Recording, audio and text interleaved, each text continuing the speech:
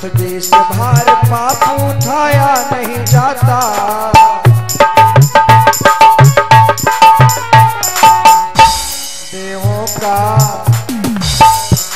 देवों का कठिन कष्ट सुनाया नहीं जाता।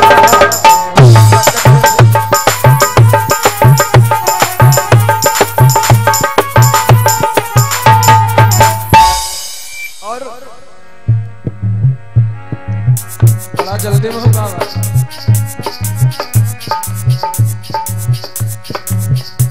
देवलाओं में कट रहे गौ बैल धड़ाधड़,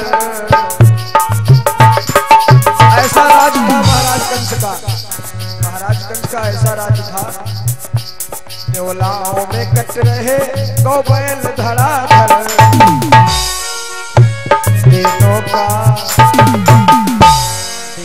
का बुरा हाल बतलाया नहीं जाता।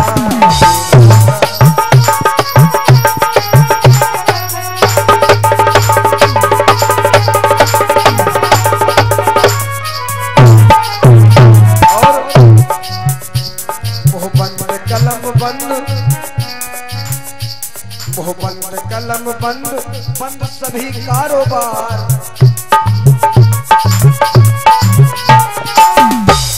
इतना डर था महाराज कंस का ना, कोई राम नाम भी नहीं ले सकता था।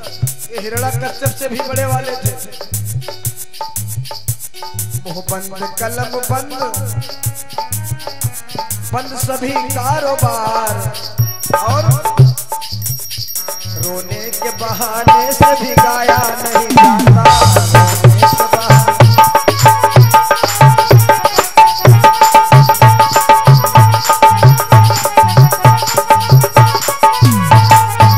और मतलब के कायदे बने कानून गरज की,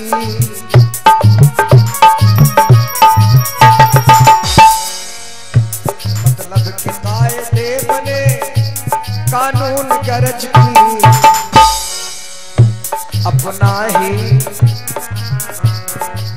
ही कमाया हुआ खाया नहीं जाता, अपना ही कमाया हुआ।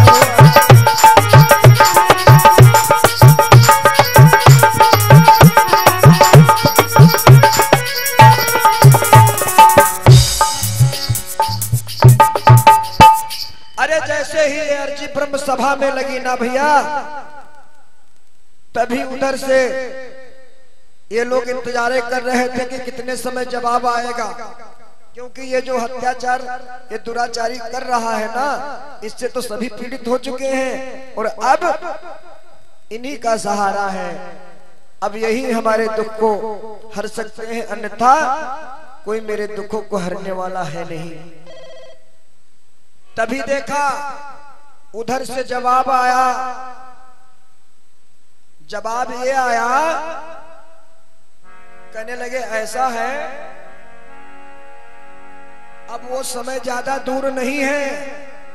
उस ब्रह्म सभा से जवाब आया कि अब वो समय ज्यादा दूर नहीं है, अब मैं स्वयं आ रहा हूं आप सबकी रक्षा करने के लिए।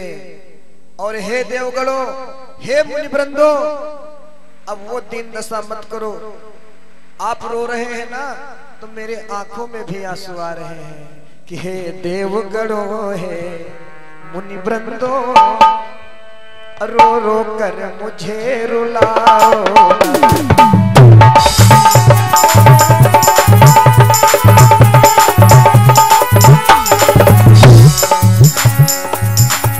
हे देवगणों, हे मुनिवृंदो, रो रो कर मुझे रुलाओ ना।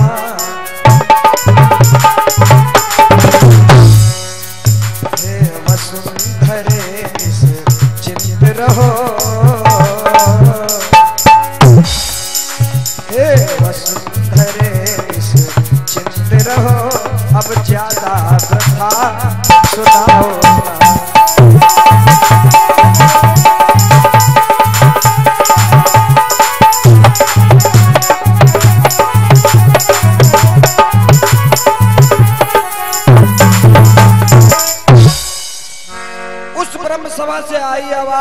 कि हे देवगणों, हे मुनिवृंदो, अब ज्यादा समय नहीं रह गया है, मैं जल्द ही आने वाला हूँ।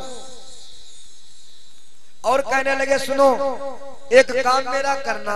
ब्रह्म सभा से आवाज आई, भगवान विष्णु ने कहा कि एक काम करना देवगणों से। बोले बोलो। कहने लगे ऐसा है, तुम गोकुल में जाकर यादवों के वहां जन्म लो। सभी देवगणों को आदेश दे दिए मेरे प्रभु। बोले तुम अपनी तैयारी करो, हम अपनी कर रहे हैं। देखे महाराज कंस कहां भाग के जाएंगे, क्योंकि ज्यादा अत्याचार चला किसी का नहीं है। कहते हैं ना, यति कभी न करना बंदे, गत तेरी हो जाएगी, और बिन पंखों के पंछी जैसे तेरी गति होगी।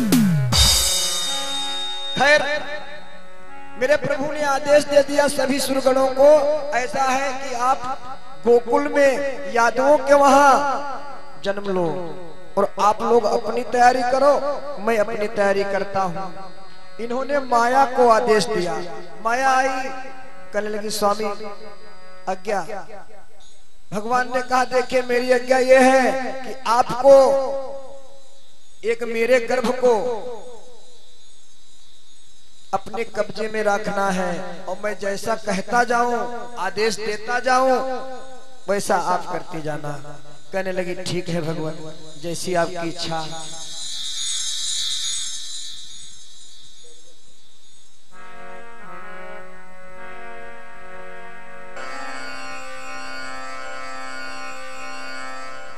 एक बार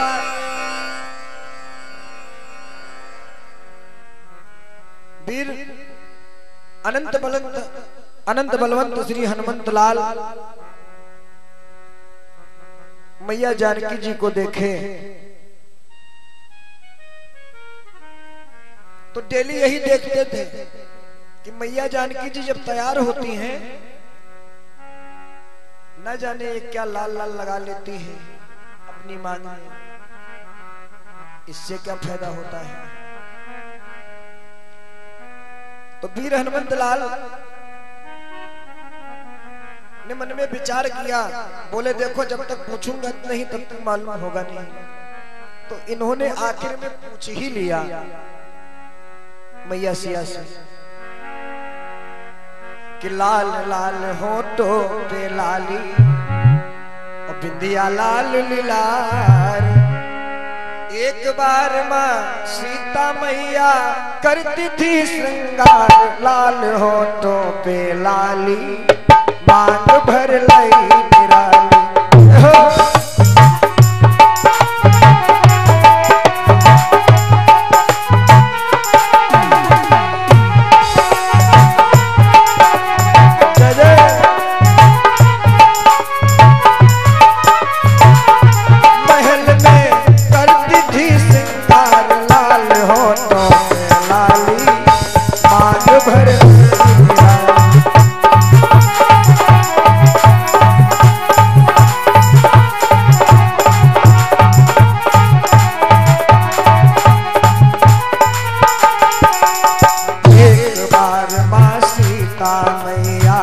करती थी श्रृंगार, महल में करती थी श्रृंगार, लाल होठों पे लाली मांग भर ली निराली।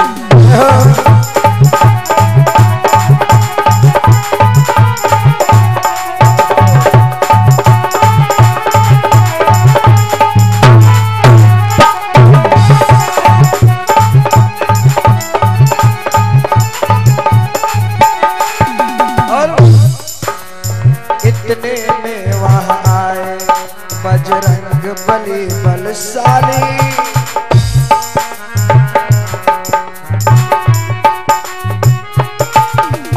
मां मुझको बतला दे क्यों मांग भरी है लाली।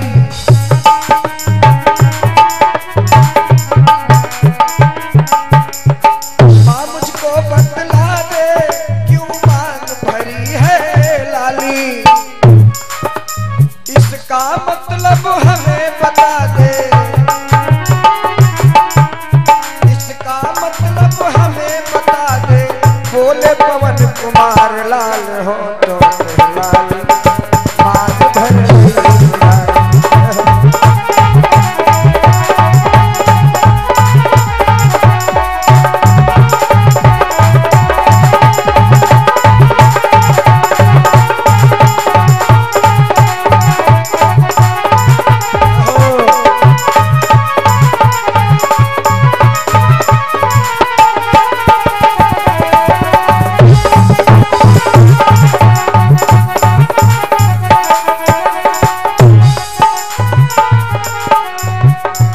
आखिर को हनुमान जी ने पूछ ही लिया तो मैया सिया जी ने क्या कहा? मैया सिया जी ने कहा पुत्र हनुमान। बोले हाँ मैया। कहने लगी बेटा ऐसा है, ये जो मैं लाल लाल अपने मांगों में लगाती हूँ ना, तो इसको जब तुम्हारे प्रभु देखते हैं तो वो अति प्रसन्न हो जाते हैं। अब भैया प्रसन्नता की बात सुनकर के हनुमंत लाल ने मन में विचार किया कि जब एक थोड़े से सिंदूर लगाने से मैया लगाती हैं और प्रभु जी मेरे प्रसन्न हो जाते हैं, और यदि हम ज्यादा लगाएं तो इसका मतलब ये है कि हमसे प्रभु जी ज्यादा प्रसन्न होंगे। और कहती क्या है? रंग महल में जाकर सब तन सिंदूर लपेटा,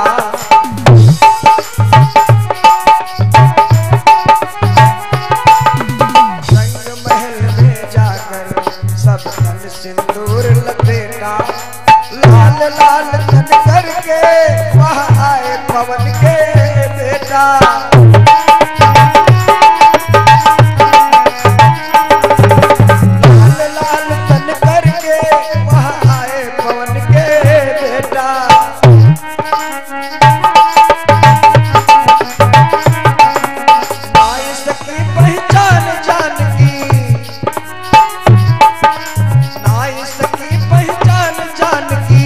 समझी वो सार लाल हो तो लाली आग भर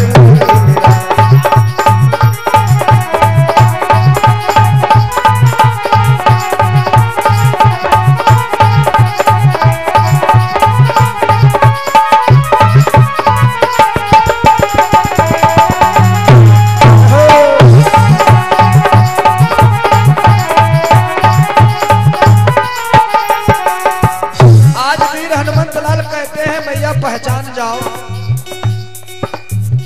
मैया तो नहीं पहचान पाई। तब ये गए प्रभु जी के पास और प्रभु जी से क्या कहते हैं? भगवान प्रसन्न हो जाओ। अच्छा, अब वो तो अंतर्यामी, उनसे कुछ छिपा तो है नहीं। बोले राम पवन सुत तुम हो प्राणों के प्यारे,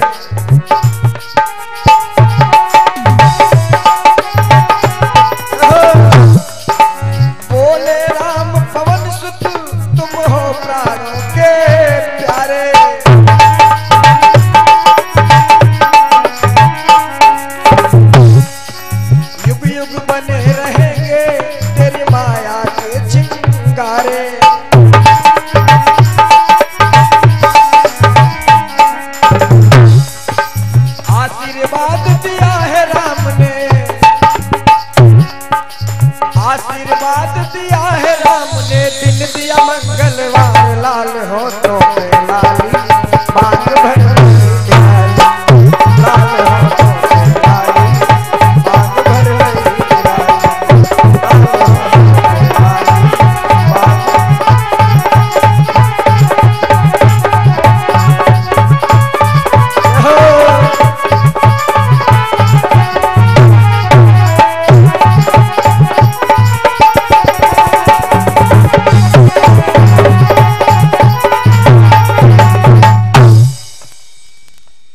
बोले श्री अनंत बलवंत हनुमंत लाल की जय हो। बोले श्री बागेश्वर धाम की जय हो। इधर उन देवगणों की विनती सुनकर के भगवान विष्णु ने अपना विचार बनाया कि कब और कैसे और कहां और किस समय क्या करना है। खैर विचार बन गया।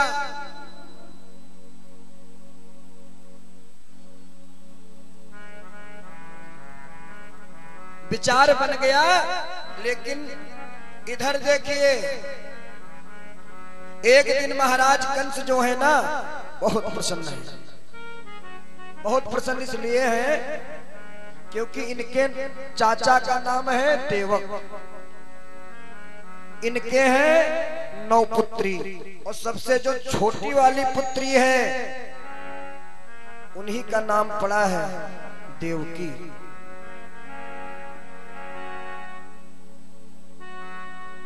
अच्छा, ये प्रसन्न क्यों है? अब ये बात भी सोचने वाली है। प्रसन्न जब ही आदमी होता है जब कोई घर में शुभ कार्य होता है या किसी नातेदारी या रिश्तेदारी में जाया जाता है। बड़ा प्रसन्न है, बड़ा मगन है, क्योंकि इनके छोटी बहन की शादी हो रही है। और ये जो भैया देवकी है ना, ये जो देवकी है, इन्हीं का एक अवतार हुआ है, पार्वती भी बनी है। खैर आगे की कथाओं में चर्चा होगी। इधर महाराज कंस बड़ा प्रसन्न है, बड़ा मगन है, क्योंकि इनके छोटे चाचा देवक, उनकी छोटी पुत्री देवकी की शादी है।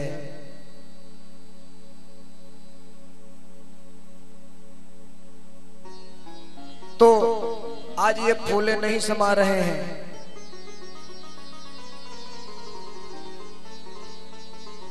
खैर देवकी और वसुदेव का विधि विधान से विवाह हुआ, कार्य संपन्न हुआ। और उसके बाद में रात बीती, सवेरा हुआ और जब विदाई होने लगी तो महाराज कंस जानते कितना प्रसन्न है कि देवकी की डोली के आगे आगे चल रहे हैं। इतना प्रसन्न है समझ लो, क्योंकि नए नए राजा बने हैं। जानते हैं कि नए आदमी में होश कम होता है, जोश ज्यादा होता है।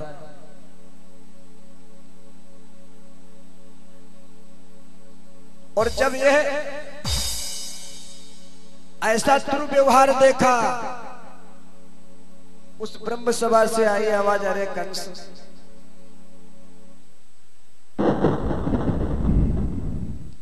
अरे जिस बहन देवकी के लिए तू इतना फूल रहा है और कहीं पालकी के आगे कहीं पालकी के पीछे, तुझे घमंड है ना इस चीज का कि जो मैंने व्यवस्थाएं की हैं वो कोई कर नहीं सकता है।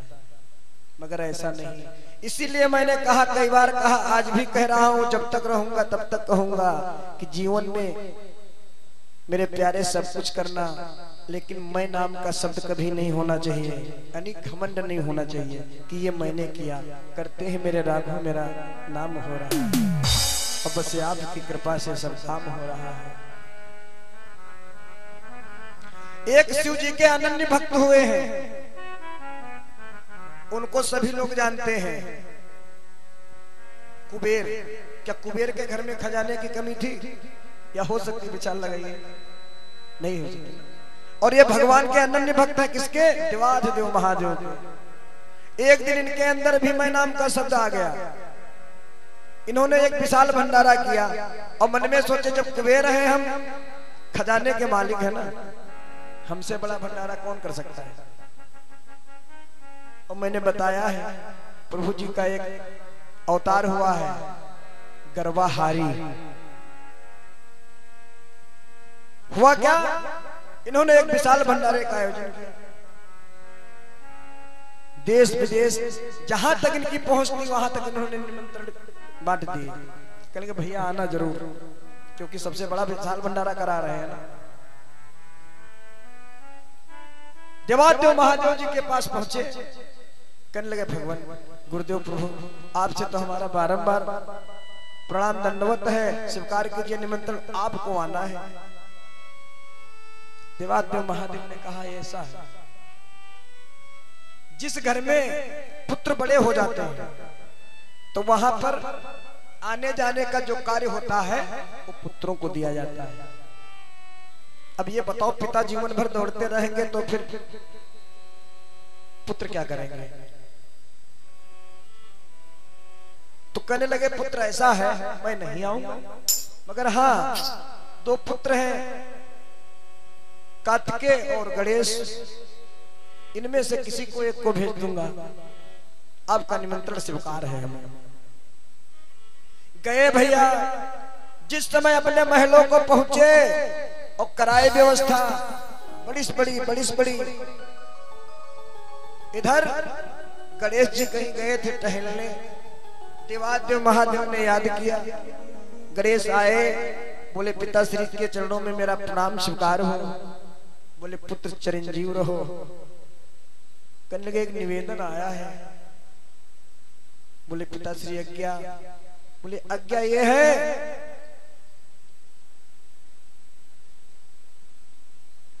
कि कुबेर को बहुत बड़ा घमंड आ गया है और पुत्र उस घमंड को चोर करना है। कहने लगे जैसी आज्ञा। निमंत्रण स्वीकार करने के लिए गणेश जी पहुंचे और गणेश जी जैसे ही पहुंचे तभी देखा कुबेर जी ने कि महाराज गणेश आए हैं।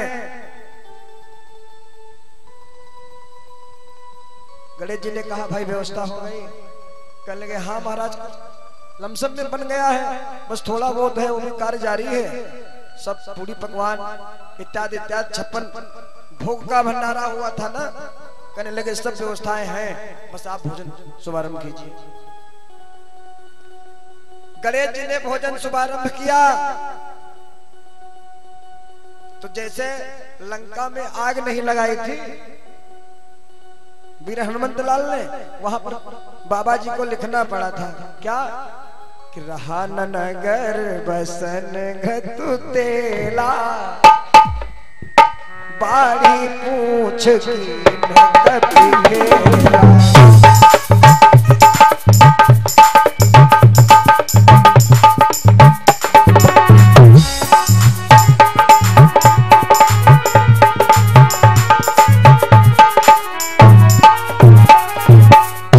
बोल रहा न नगर बसन घृत तेला, और बाढ़ी पूछ की न कप खेला। यानी छौंकने को, सब्जी छौंकने को तेल नहीं रह गया था लंका में, और कफन को कपड़े नहीं रह गए थे, और फिर भी अनंत बलवंत हनुमंत लाल की पूंछ को पता नहीं लगा पाए कहां तक है। उसी प्रकार से इधर गणेश जी ने शुभारंभ किया, लगे खाने लगे खाने लगे खाने, कहने लगे और लाओ। अब जब कुछ नहीं बचा, कच्चा पक्का सब खा गए, तभी देखा कुबेर आए। कुबेर ने कहा भगवान अब तो कुछ बचा नहीं है। कहे ना तुमने पिताजी से कह करके निमंत्रण दिया था कि मैं बहुत बड़ा विशाल भंडारा करने जा रहा हूं, अब हमें दो नहीं तो दूंगा श्राप, क्योंकि तुम हो गर्वाहारी। अब ये क्या किए, ब्रह्मा जी के पास पहुंचे, विष्णु जी के पास पहुंचे, खजाना खत्म हो गया। तो इन दोनों लोगों ने कहा ऐसा भैया वो महादेव जी की समस्या का समाधान करना सबके बस की बात नहीं, कि श्री शंकर दयालु से बढ़कर देवता कोई दानी नहीं है। श्री शंकर दयालु से बढ़कर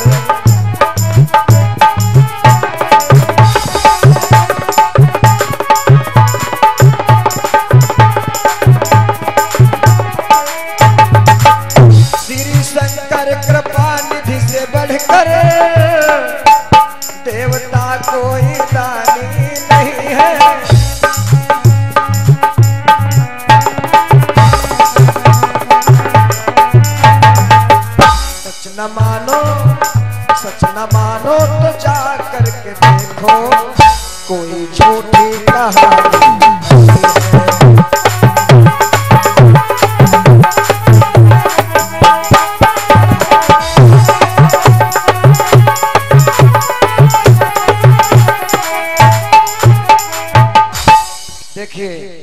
देवादेव महादेव की जय हो। अब ब्रह्मा विष्णु महेश तीनों जगह घूम आए। अब पहुंचे कहा महेश के वहां, यानी देवादेव महादेव के वहां। अब इनसे किए निवेदन, पकड़ लिए दौड़ करके चरणों को, कहने लगे भगवान अब माफ करो, दोबारा नहीं कहूंगा जीवन में कि सबसे बड़ा भंडारा हम ही करेंगे या कराएंगे। तो देखिए काम अच्छा हो और या चाहे बुरा हो, किसी चीज का गर्व नहीं होना चाहिए, मैं नाम का शब्द नहीं होना चाहिए। बोलो सीताराम नाम भगवान की जय हो। तब उन्होंने कहा ऐसा है जाओ हम बताते हैं उपचार, एक तुलसी का दल खिला देना, गणेश जी तुम्हारा जो है भंडारा संपन्न कराएंगे। अब जरा सोचो, निमंत्रण दिए थे राज देश विदेश के लोगों को और खिलाए गणेश जी को न पाए, और कह रहे थे कि हम ऐसा भंडारा करेंगे कि अभी तक किसी ने